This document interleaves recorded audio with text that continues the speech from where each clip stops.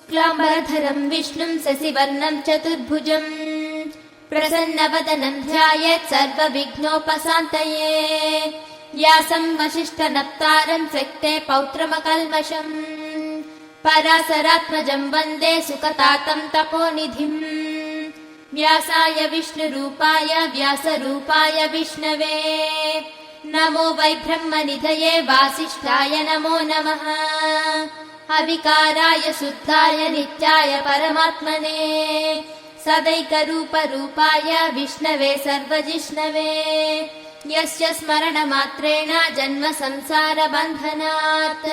विमुच्यते नमस्तस्मै विष्णवे प्रभविष्णवे। ॐ नमो विष्णवे प्रभविष्णवे। श्रीवैशम्पायन उवाच श्रुत्वा धर्मानशेषेण पावनानि च सर्वशः युधिष्ठिरस्तान्तनवं पुनरेवाभ्यभाषत। युधिष्ठिर उवाच किमेकं दैवतं लोके किं वाप्येकं परायणम् स्तुवन्तः कमर्चन्तः प्राप्नुयुर्मानवा शुभम्। को धर्मः सर्वधर्माणां भवतः परमो मतः किं जपन्मुच्यते जन्तुर्जन्म संसारबन्धनात्। श्रीभीष्म उवाच जगत्प्रभुं देवदेवमनन्तं पुरुषोत्तमम् स्तुवन्नाम सहस्रेण पुरुषः सततोत्थितः। तमेव चार्चयन् नित्यं भक्त्या पुरुषमव्ययम् ध्यायन् स्तुवन्नमस्यञ्च यजमानस्तमेव च। अनादिनिधनं विष्णुं सर्वलोकमहेश्वरम् लोकाध्यक्षं स्तुवन् नित्यं सर्वदुःखातिगो भवेत्।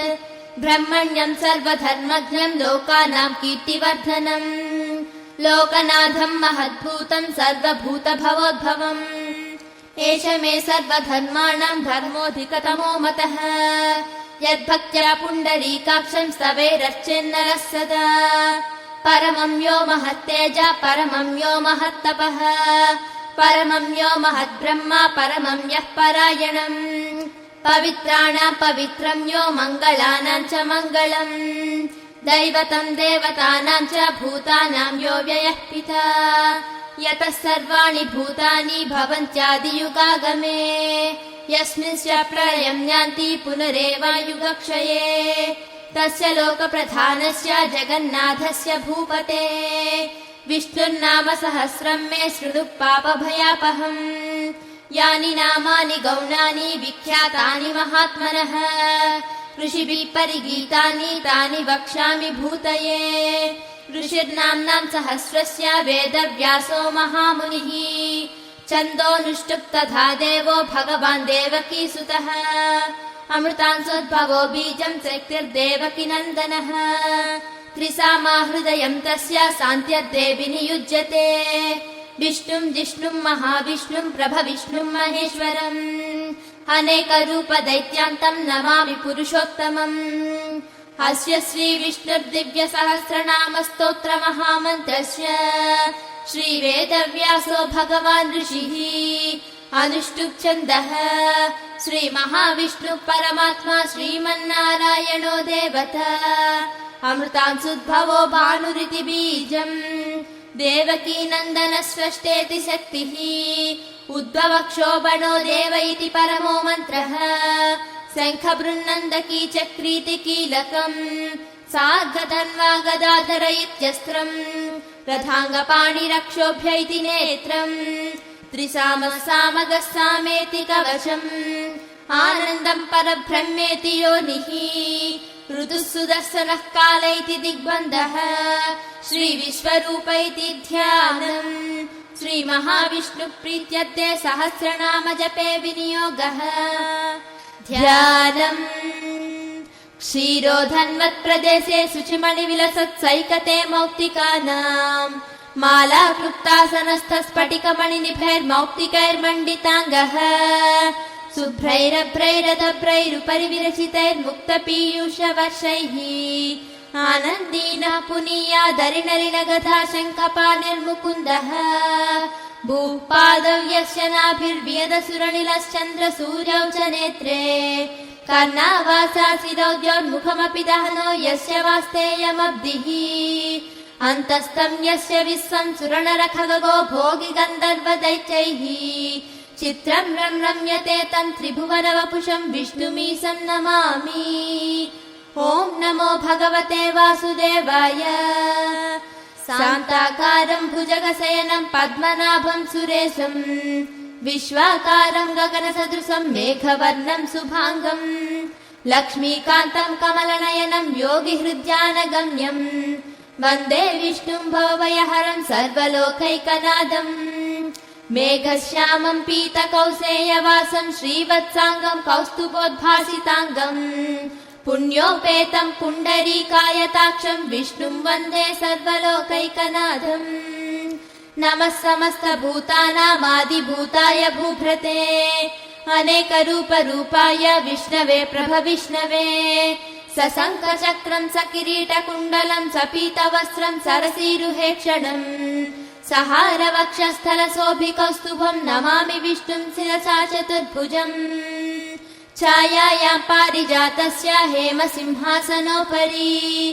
आसीनमम्बुदश्याममायताक्षमलङ्कृतम् चन्द्राननं चतुर्बाहुं श्रीवत्साङ्कितवक्षसं रुक्मिणी सत्यभामाभ्यां सहितं कृष्णमाश्रये। ॐ विश्वं विष्णुर्वषट्कारो भूतभव्यभवत्प्रभुः भूतकृद्भूतभृद्भावो भूतात्मा भूतभावनः भूतात्मा परमात्मा च मुक्तानां परमागतिः अव्ययः पुरुषः साक्षी क्षेत्रज्ञोऽक्षर एव च योगो योगविदां नेता प्रधानः पुरुषेश्वरः नारसिंहवपुः श्रीमान् केशवः पुरुषोत्तमः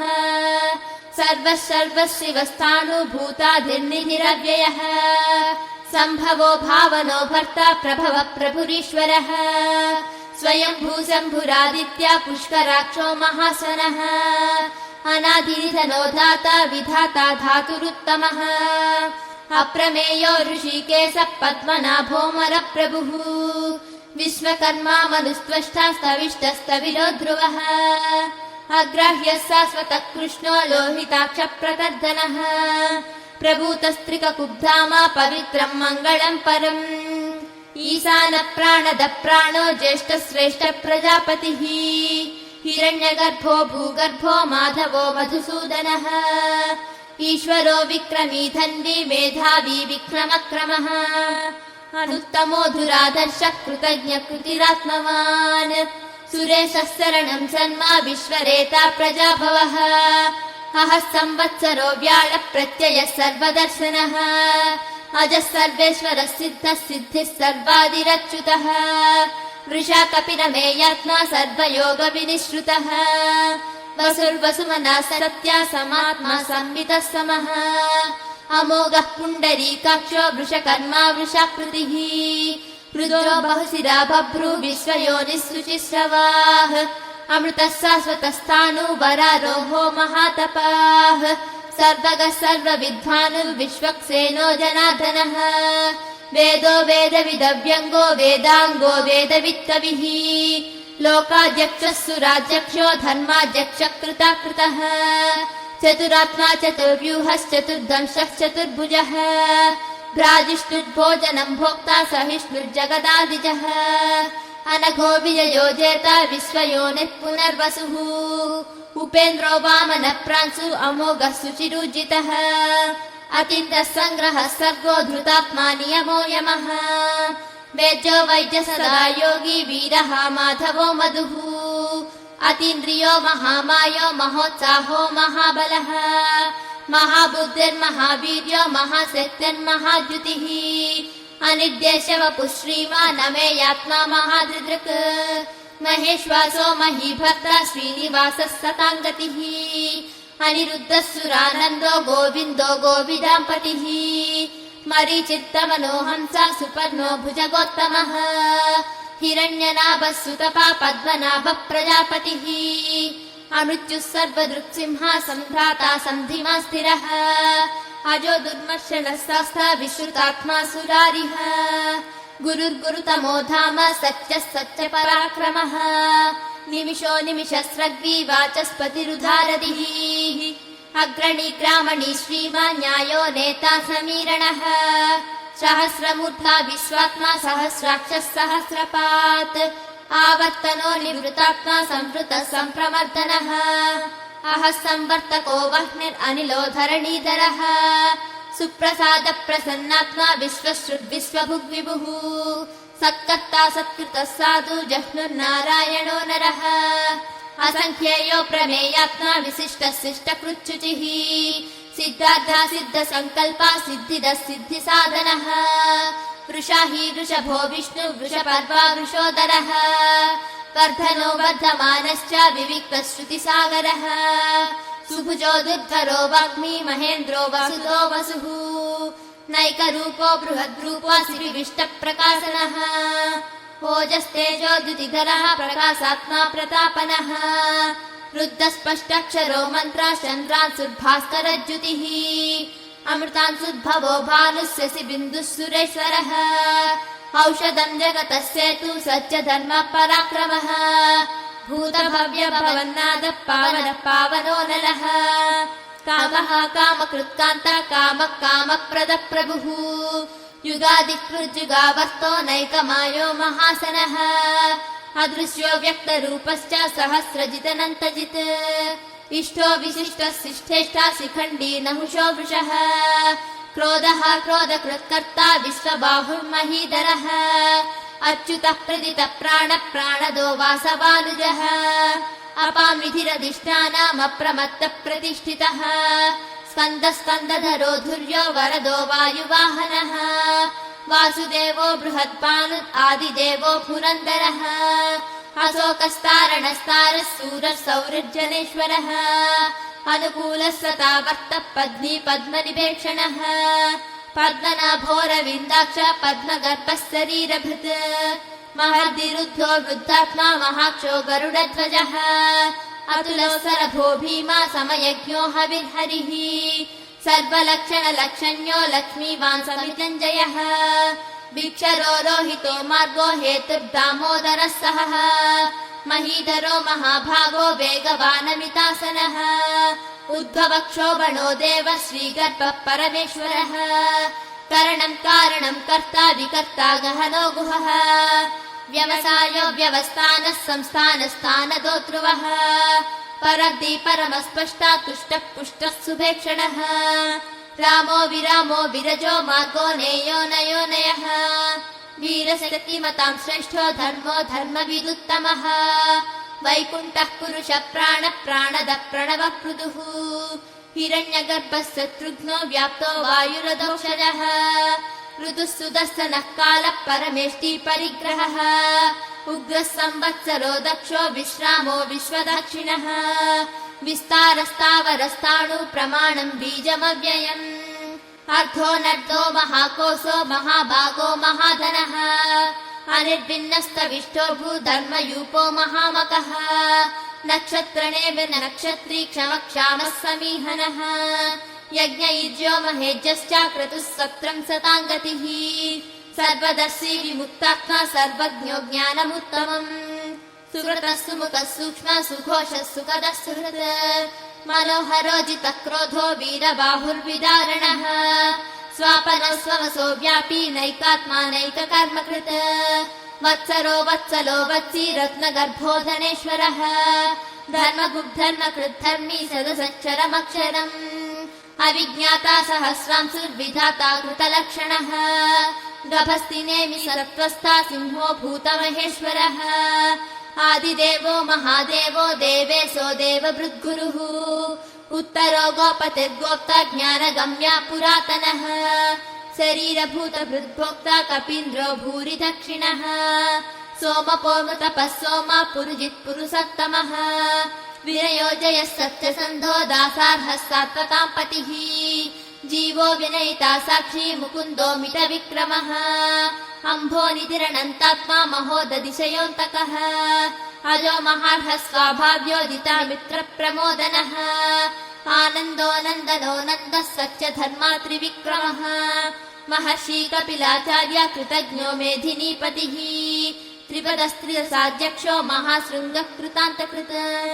महावराहो गोविन्दो सुषेणः कनकाङ्गदी गुह्यो गभीरो गहनो गुप्तश्चक्रगदाधरः वेदस्वाङ्गोदितः कृष्णो दृढः सङ्कर्षणोच्युतः वरुणो वारुणो वृक्षः पुष्कराक्षो महामनाः भगवान् भगहानन्दी वनमाली हलायुधः आदित्यो ज्योतिरादित्य सहिष्णुर्गतिसत्तमः सुधन्वा कण्डपरशुर्दारुणो द्रविणप्रदः दिवि स्पृक्सर्वदृग्व्यासो वाचस्पतिरयो निजः त्रिसामः सामगः साम निर्वाणम् भेषजम् विसक्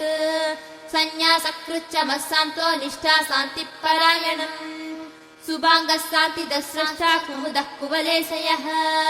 गोहितो गोपतिर्गोप्ता वृषभाक्षो वृषप्रियः अनिवर्ती निवृत्तात्मा संक्षेप्ताक्षेमकृच्छिवः श्रीवत्सवक्षा श्रीवास श्रीपति श्रीमताम्बरः श्रीध श्रीस श्रीनिवास श्रीनिधि श्रीविभावनः श्रीधर श्रीकर श्रेय श्रीमालोकत्रयाश्रयः स्वक्षस्वङ्गस्ततानन्दो नन्दिज्योतिगणेश्वरः विजितात्मा विधेयात्मा सत्कीर्तिश्चिन्न संशयः उदीर्णः सर्वतश्चक्षुरनीशः शाश्वतस्थिरः भूषयो भूषणो भूतिर्विशोकः शोकनाशनः अर्चिष्मानर्चितः कुम्भो विशुद्धात्मा विशोधनः अनिरुद्धो प्रतिरदा प्रद्युम्नो मितविक्रमः कालनेमिनिः वीरः सौरिः सूरजनेश्वरः त्रिलोकात्मा त्रिलोकेशः केशवः केशिहा हरिः कामदेवः कामपालः कामी कान्तकृतागमः अनिर्देशवपुः विष्णु वीरोऽनन्तो धनञ्जयः ब्रह्मण्यो ब्रह्मकृद्ब्रह्मा ब्रह्म ब्रह्मविवर्धनः ब्रह्मविद्ब्राह्मणो ब्रह्मी ब्रह्मज्ञो ब्राह्मणप्रियः महाक्रमो महाकर्मा महातेजा महोरगः महाक्रतुर्महायज्वा महायज्ञो महाहविः स्तव्यस्तवः प्रियस्तोत्रम् स्तुतिस्तोतारणप्रियः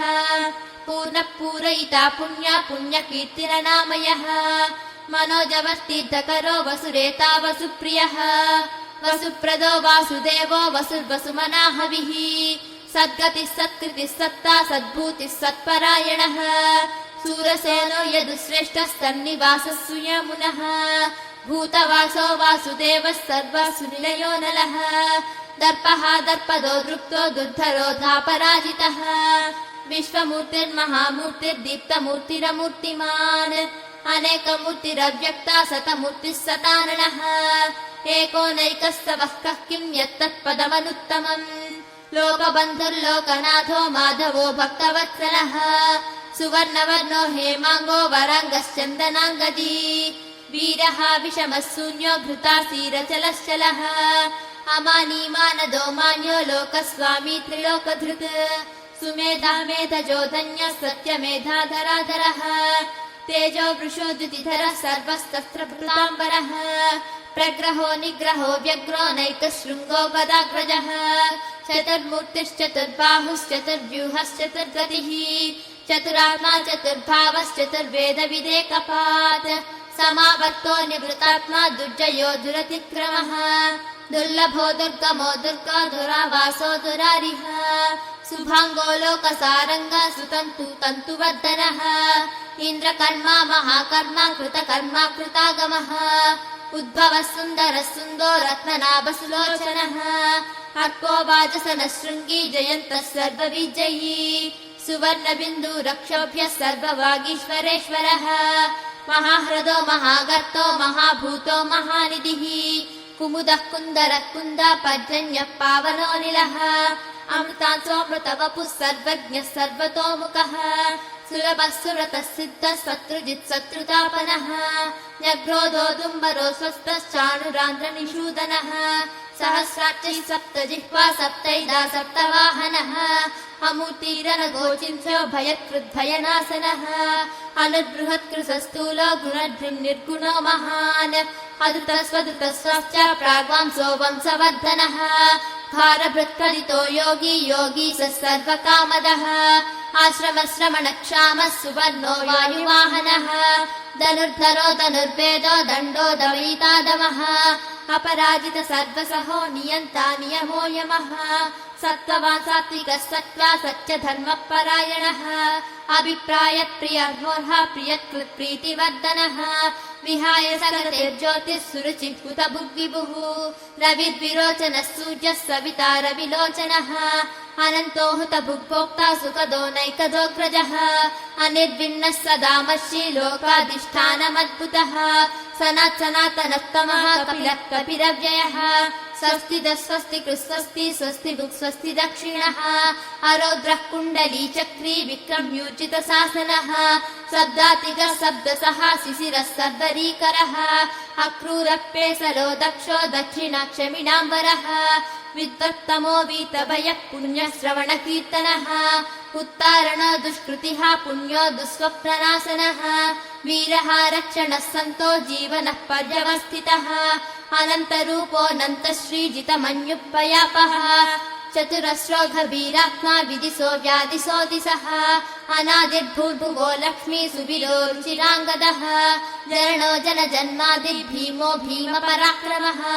आधारनिलयो धाता पुष्पहासः प्रजागरः उद्भगः सत्पदाचारः प्राणदः प्रणवपणः प्रमाणम् प्राणनिलय प्राणभृत् प्राणजीवनः तर्कम् तत्त्वविरेकात्मा जन्म मृत्युजरातिगः भूर्भुवः स्वस्तरुस्तारः सविता प्रपितामहः यज्ञो यज्ञपतिर्यज्वा यज्ञाङ्गो यज्ञवाहनः यज्ञभृद्यज्ञकृज्यज्ञी यज्ञभुग्यज्ञसाधनः यज्ञान्तकृज्यज्ञगुह्यामन्नमन्नादयेव च आत्मयोनिः स्वयं जातो वैखानः सामगायनः देवकीनन्दनः स्रष्टा क्षीतिसः पापनाशनः शङ्खभृन्नन्दकी चक्री सार्गधन्वा गदाधरः रदाङ्गपाणिलरक्षोभ्यः सर्वप्रहरणायुधः श्रीसर्वप्रहरणायुधो नम इति वनमाली गदी सार्खी शङ्खी चक्री च नन्दकी श्रीमान्नारायणो विष्णुर्वासुदेवोऽभिरक्षतुः वनमाली गदी सार्खी शङ्खी चक्री च नन्दकी श्रीमान्नारायणो विष्णुर्वासुदेवोऽभिरक्षतुः वनमाली गदी सार्खी शङ्खी चक्री च नन्दकी श्रीमान्नारायणो विष्णुर्वासुदेवोऽभिरक्षतुः इतीदम् कीर्तनीयस्य केशवस्य महात्मनः नाम्नाम् सहस्रम् दिव्यानाम् अशेषेण प्रकीर्त्यतम्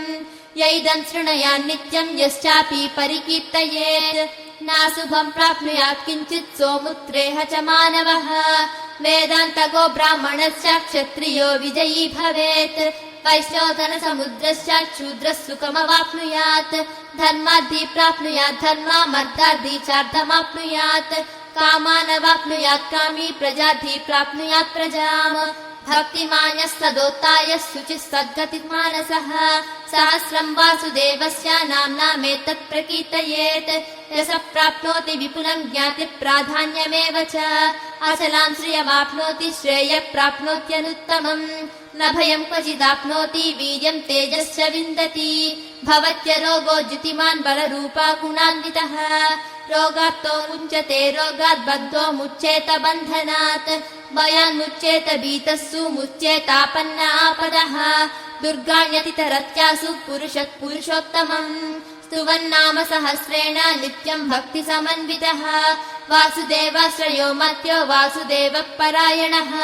सर्वपापविशुद्धात्मा याति ब्रह्म सनातनम् न वासुदेव भक्तानामाशुभम् विद्यते क्वचित् जन्म मृत्युजरव्याधि भयम् नैवोपजायते इमम् स्तवमधीयान श्रद्धा भक्तिसमन्वितः युज्येतात्मा सुखक्षान्ति श्रीधृति स्मृतिकीर्तिभिः न क्रोधो न च मात्सर्यम् न लोभो नाशुभामतिः भवन्ति कृतपुण्यानाम् भक्तानाम् पुरुषोत्तमे द्यौसचन्द्रार्कनक्षत्राम् खम् दिशो भूर्महो दधिः वासुदेवस्य वीर्येण विधृतानि महात्मनः ससुरासुरगन्धर्वम् स यक्षोरगराक्षसम् जगद्वसे वर्ततेदम् कृष्णस्य सचराचरम् इन्द्रियाणि मनो बुद्धिः सत्त्वम् तेजो बलम् धृतिः वासुदेवात्मकान्याहुः क्षेत्रम् क्षेत्रज्ञ एव च सर्वागमनमाचार प्रथमम् परिकल्पते आचार प्रभवो धर्मो धर्मस्य प्रभुरच्युतः ऋषयः पितरो देवा महाभूतानि धातवः जङ्गमा जङ्गमम् चेदम् जगन्नारायणोद्भवम् योगो ज्ञानम् तथा साङ्ख्यम् विद्या शिल्पादिकर्म च वेदाः शास्त्राणि विज्ञानमेतत् सर्वम् जनार्दनात् एको विष्णुर्महद्भूतम् पृथग्भूतान्यनेकशः त्रिलोकान् व्याप्य भूतात्मा भुङ्क्ते विश्वभुगव्ययः इमम् स्तवम् भगवतो विष्णुर्व्यासेन कीर्तितम् पठेज्ज इच्छेत् पुरुषः श्रेयः प्राप्तुम् सुखानि च विश्वेश्वरमजम् देवम् जगतः प्रभुमव्ययम् भजन्ति ये पुष्कराक्षम् न ते यान्ति पराभवम् न ते यान्ति पराभवम् ॐ नम इति अर्जुन उवाच पद्मपत्र विशालाक्ष पद्मनाभसुरोत्तम भक्तानामनुरक्तानाम् त्राता भव जनार्दन श्रीभगवानुवाच यो माम् नाम सहस्रेण स्तोतुमिच्छति पाण्डव सोऽहमेकेन श्लोकेन स्तुत एव न संशयः स्तुत एव न संशय ॐ नम इति व्यास उवाच वासनाद्वासुदेवस्य वासितम् भुवनत्रयम् सर्वभूतनिवासोऽसि वासुदेव नमोऽस्तु ते श्रीवासुदेव नमोऽस्तु ते ॐ नम इति पार्वती उवाच केनोपायेन लघुना विष्णुर्नाम सहस्रकम् पठ्यते पण्डितैर्नित्यम् श्रोतुमिच्छाम्यहम् प्रभो ईश्वर उवाच श्रीराम राम रामेति रमे रामे मनोरमे सहस्रनाम तत्तुल्यम् राम नाम वरानने श्रीराम राम रामेति रमे रामे मनोरमे सहस्रनाम तत्तुल्यम् राम नाम वरानने श्रीराम राम रामेति रमे रामे मनोरमे सहस्रनाम तत्तुल्यम् राम नाम वरानने श्रीराम नाम वरानन ॐ नम इति ब्रह्म उवाच नमोऽस्त्वनन्ताय सहस्रमूर्तये सहस्रपादाक्षि शिरोरुबाहवे सहस्रनाम्ने पुरुषाय शाश्वते सहस्रकोटियुगधारिणे नमः सहस्रकोटियुगधारिणे ॐ नम इति सञ्जय उवाच यत्र योगेश्वरः कृष्णो यत्र पार्थो धनुर्धरः तत्र श्रीविजयो भूतिर्ध्रुवा नीतिर्मतिर्मम श्रीभगवानुवाच अनन्याश्चिन्तयन्तो माम् ये जना पर्युपासते तेषाम् नित्याभियुक्तानाम् योगक्षेमम् वहाम्यहम् परित्राणाय साधूनाम् विनाशाय च दुष्कृताम् धर्म संस्थापनार्थाय सम्भवामि युगे युगे आर्ता विषण्णा शिथिलाश्च पीता घोरेषु च व्याधिषु च वर्तमाना सङ्कीर्त्य नारायण शब्दमात्रम् विमुक्त दुःखा सुखिनो भवन्तु कायेन वाचा मनसेन्द्रियैर्वा बुद्धात्मना वा प्रकृते स्वभावात् करोमि यद्यत् सकलम् परस्मै नारायणायेति समर्पयामि।